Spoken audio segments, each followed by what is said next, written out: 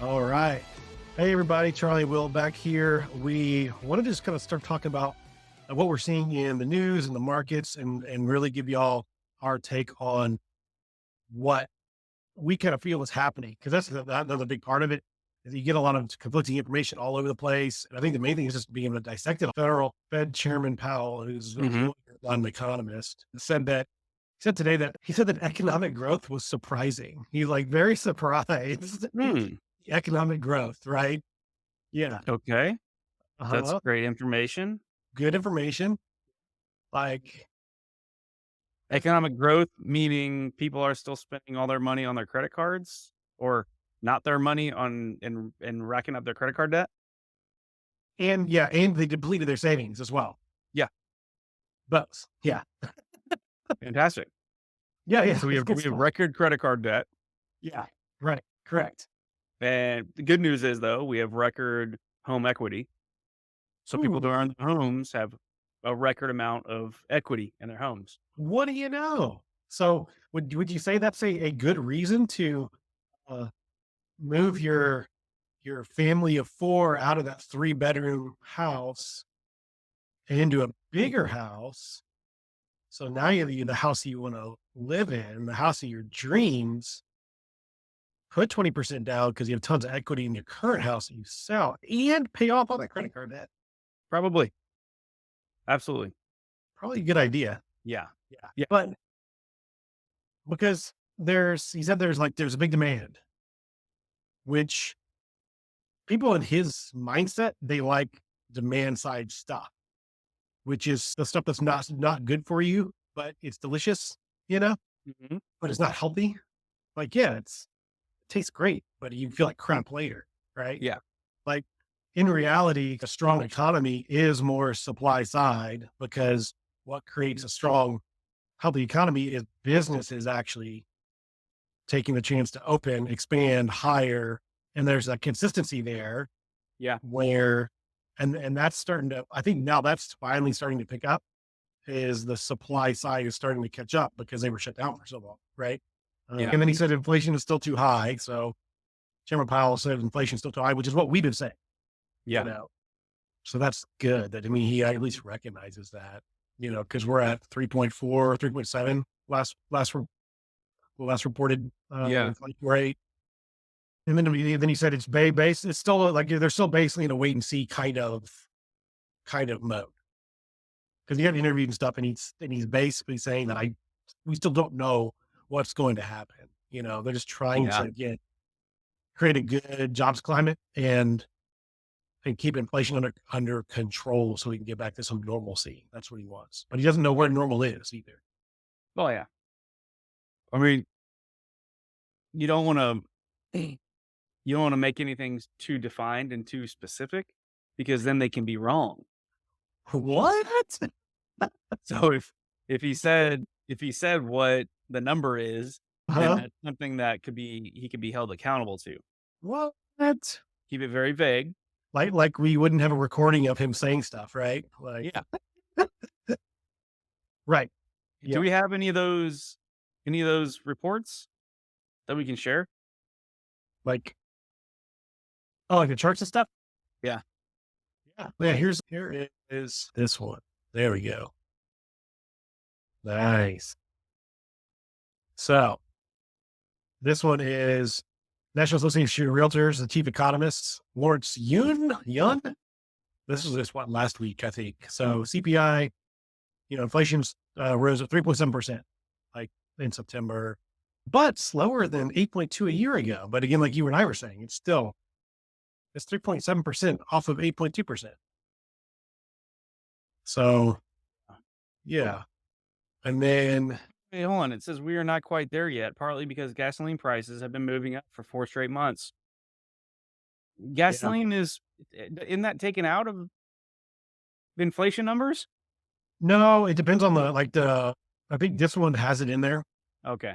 Yeah. Which is why it's higher because the other ones that are like, it's only like 3%, 0.3% because they're taking food and gas out of it. But like, Yeah. those are the two biggest things that families spend on it like consistently every month. Yeah. So you can't you can't take that out of it. I mean, yeah, especially like I guess you could take gas out of it but just leave it separate, but still consider it because Yeah. that can go up and down with a war. Mm, I mean, it can go up and down like right. over a few weeks, Right. That's true. Yeah. but it's still part of it. Still I mean, part. it still needs to be. Right. There needs to be two separate food. Why would food be taken out? I know, because you have to, yeah. But yeah, so inflation is still a little too high. So Chairman Powell said inflation is still too high. We're very much in a wait and see. So they're not going to do anything. They're not going to lower, raise, or anything. They're going to wait. They're waiting. You know. Yeah.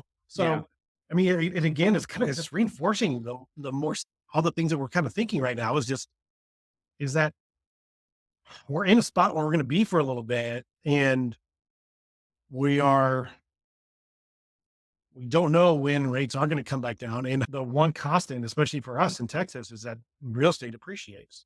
Mm-hmm. Here's another thing. Here's the thing. If there are so many people that are scared right now to buy, Yeah. then use it to your advantage. If there are a lot of people that are scared to buy, then there are a lot of sellers that have to sell that realize that there may not be enough buyers out there. So if they do, get an offer or get a potential buyer, then they may be willing to work with that buyer. Right. So use it to your advantage as a buyer, and maybe Mhm. you can get it for a much better price. And then in 2, 3, 4 years, when interest rates, if they do come down, then there you go. And then that's one thing too, is like it hit me earlier was kind of taking a different angle as well. Like, let's just say hypothetically, you go ahead and buy now, and your monthly payment's like $300 a month higher than what it might be if you waited and rates came down like a point, you know, let's just say a point, right? So we're about $300 a month on like a $400,000 loan, roughly. Yeah, about that. Now, one of the things too is like if you really think about buying a house, like everyone's talking about feeding frenzy. Let's not speculate there's going to be like we now get offered 20 grand over listing price again. So I don't think we're going to get back to that spot, but what we won't have is seller concessions, which you do have now. Yeah. But like, let's say it is $300 a month more than what you wanted to pay, or you're going to wait to pay just because the interest rate, if the seller's paying for all your closing costs, Mhm. right? Like, let's say they're contributing like $10,000 to pay for all the closing costs and maybe even get a little bit of a rate buy down or something. At $300 a month, it takes 33 months to break even, right? Your monthly payment's higher, but you save 10 G's and you have 10 G's more in the bank. Yeah. So now you can self budget yourself, right? And so now that house that you bought for 400 today, and then let's say it takes 3 years for the rates to come down, because here's another, where is my freaking chart? Because, oh, Well, that's the best explanation of it. It takes 3 years for you to break even. right, But by that time, that $400,000 house is no longer a $400,000 house. It's a $440,000 house correct, or more. right. So here's what, yeah, pull this up.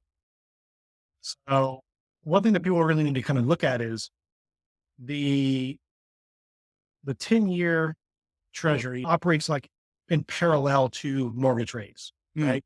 Yeah. And so right now the 10-year treasury is a 5% yield. And I think we've talked about this before. Like at the beginning, when rates were very, very bottom, like 2021, it was like a 0.5% yield on that. Let me share this one. Yep, there we go. So this right here is 10-year treasury. This is where we are. Let's go. This is where we are right now. This is the difficult. I'm only going back a year, right? 10-year treasury right here. We're at 4.9, and this is what it's done, over just the last 6 months. Look at that. But now if we go back the 5-year chart, right? Oh, yeah. This is where we were back at the bottom. And this, as you can see, this is where we are now. And so there's always they operating parallel to each other, and mortgage rates are always going to be a little bit higher in the 10-year treasury. So, but if we look at it like, this is where we were in 2018 right here, a 3.1% yield, and it didn't get all the way down. So it's, almost 2 points of a drop of a 10-year treasury took a year and a half, right? Yeah.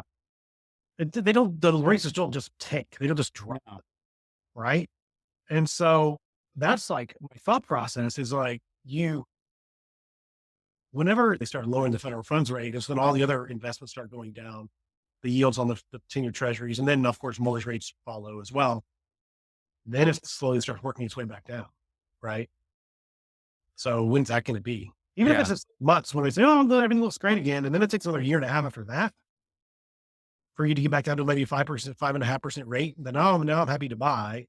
And so then our fantastic client who went ahead and bought his $400,000 house now saved $10,000 on closing costs because the seller paid for it, right? And then we pay for their refi in 2.5 years because we're making that commitment to our clients. And now he's got a lower rate of 5.5, but then his house is now worth what, 450 or 460? Easy. Easy. And he's going to get the lower rate. And if you only put 5% down, but now we can refi him, now he's got now he didn't have mortgage insurance. Mm-hmm. Like we allocate those funds properly. Yeah. I mean, now is a time, it now might be the last buyer's strength opportunity. Yeah. Let me say that again. Now is it?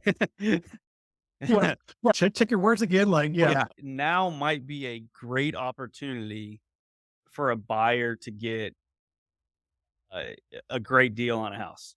Hold on. Let me do this again. Third time. This is the third time I'm going to say this. 2 strikes. You got 2 strikes on you. There's a big old, it's an 0-2. There's a big curveball coming in. Yeah. So don't whiff at it. Yeah. Now might be a great buying opportunity for those who are willing to withstand a couple of years of high interest rates in order to secure a house below market value. There you go. I mean, yeah, this just might be a great time for a buyer in a buyer's market to take advantage. So yeah, agreed. Yeah. Well put. Thank you. Yeah. With that curveball into right center. Oh, heck yeah. He hung it. He hung that curveball. Didn't get it down. And yeah. Yeah. But that's like, seriously, dude, this is like the more and more we keep looking at it, because I have said, like, nobody knows what's going to happen. No one's going to know, like, you can't listen to people who say rates are going to come down at this point. Like, you just don't know. But what I do know is that they're not ready to come down yet. You almost want to look at play this as like a 4-year investment. 100%. And those are the people that need to be buying right now too, are the ones that are, and we're going to be in this house for a while. Yeah. Yeah. If you look at it in terms of a 3-year or 4-year situation, then maybe that's the mindset that'll help get over the hump of, okay, well, maybe now is a good time to buy, because if I'm okay with this payment for the next 3 years, then at some point in those 3 years, we will be able to, we'll likely be able to refi and end up spending $400 less a month for the next, 30 years after that. Right.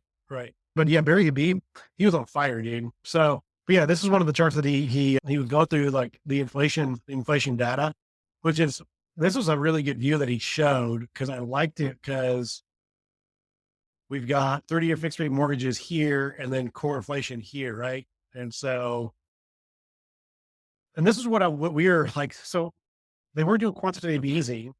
They tapered off 2018, 2019, but then you said they picked it back up again during COVID, right? Yeah. But it was like, how much did you say? It was a massive amount, right? It was a ridiculous increase. Yeah, yeah. So that was the double whammy that we're talking about here, though. The inflation parallel to rates with quantitative easing, this little extra chart there, you know? So, Yeah. and this gray is a recession right here, right? So the economy went into a little bit of a recession during COVID, just naturally because people, Yeah. they stopped allowing to do anything. And so that's what you're saying. They picked back up on the quantitative easing just to help out again. So then you just had a super strong economy, insanely low inflation. And then they kept printing money. They ended quantitative easing and we saw rates just freaking spike. Yep. So that's the other part of it too, that I think Barry even mentioned. Let's say we get inflation like way down again, really low. Is the Fed going to decide, oh, we have to buy mortgage-backed securities again to help with rates? Or are they just going to stay out of it? You know? So where is the new normal? Are rates supposed to be at 5 or 6? We don't know. Right? Yeah, like at what point is the market unaffected negatively or positively from interest rates? Right. Yeah, because at 3%, people want to buy way more house. They want to buy more houses as investments. Mhm.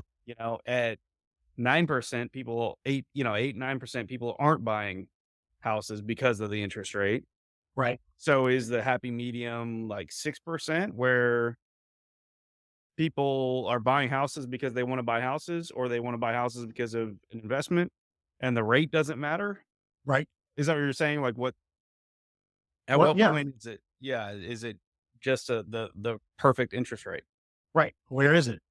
Or where's it going to settle into where it makes sense for all markets, not just housing, but because they did Yeah. say like the only markets that are really, really, really affected right now is like housing, auto, stuff like that, right?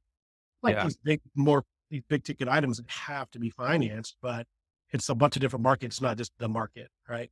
Yeah.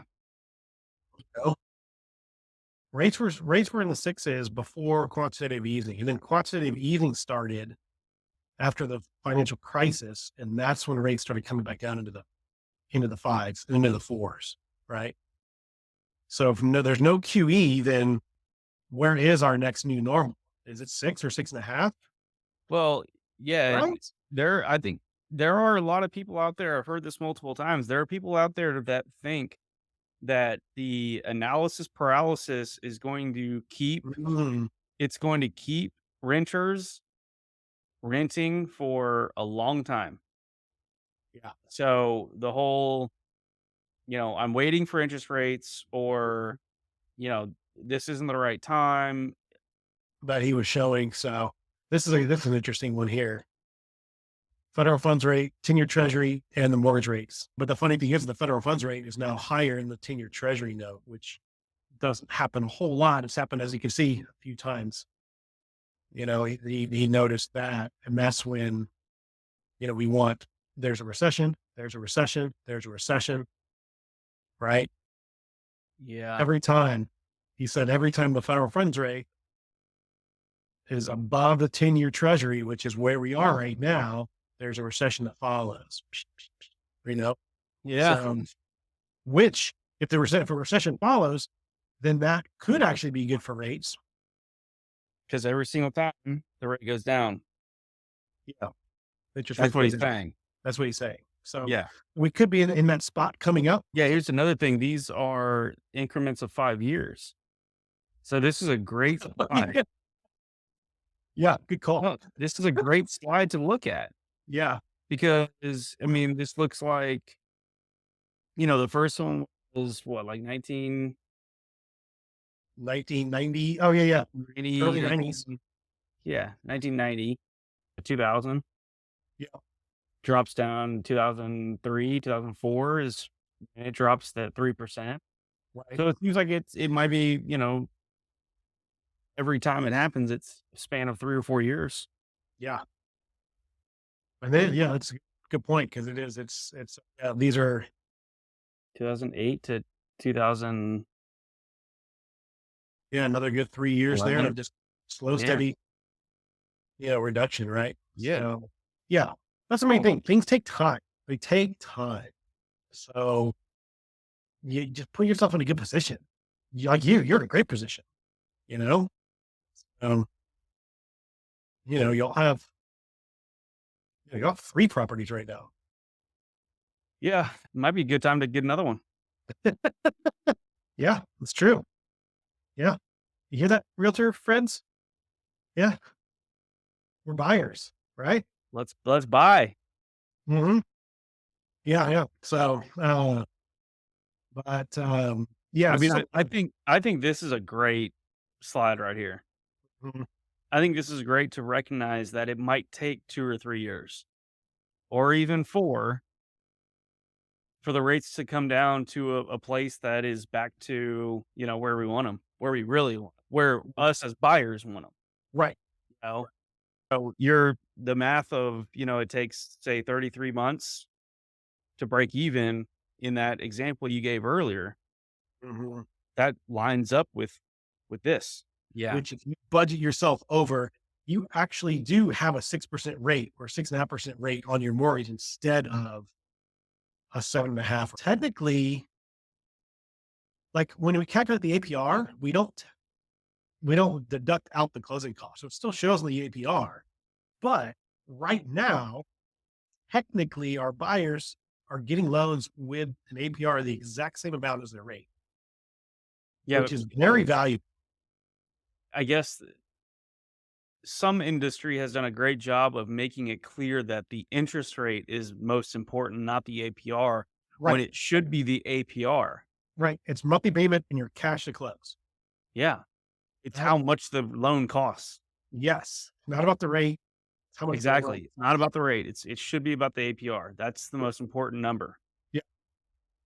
So, Look at that. Look at your cash out of pocket. Yeah. so Yeah. what's a way that a buyer could uh, maximize a deal? I mean, right now, Hmm. let's just in this environment, you really need to think about, like you were saying, it's not about rate, it's about APR, right? It's you first of all, the buyer right now needs to get if you're scared to buy right now, then you're never going to make any kind of money in any kind of investment ever.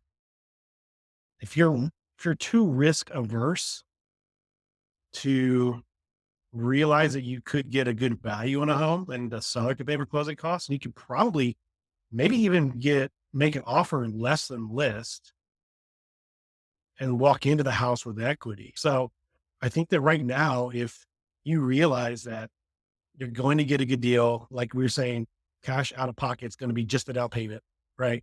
And Yeah.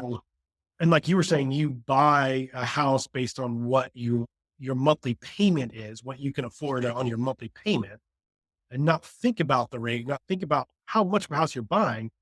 The fact is, you're becoming a homeowner, and then your average appreciation in Texas over the last 10 years was 5%, right? Yeah. Per year. And you realize that aspect of it, then you know you have to live somewhere. Yeah. You have to live somewhere. Yeah. And people Might that as are getting out well. ahead right now are either currently homeowners or people who are thinking about their next purchase. You know? There is a different feeling. I mean, I've rented really nice places, and the moment you walk into your own home that you just bought, it's a different feeling. Yeah. It Yeah. it's definitely a great feeling. So, Heck yeah. So think about um, no, you don't yeah, dude, this conversation is making me want to go offer on a house. I kind go ahead and do it. I think I might just put an offer on a house. Let's find one. Doesn't matter that if you can qualify or not yet. He said, Who cares? Who cares? Throw an offer out there, So, yeah. Yeah. So, but I mean, I'd honestly do the more and more I look at it, the market is prime for people who are that's the ones that get ahead are the ones that take advantage in times like this. You know? Yeah.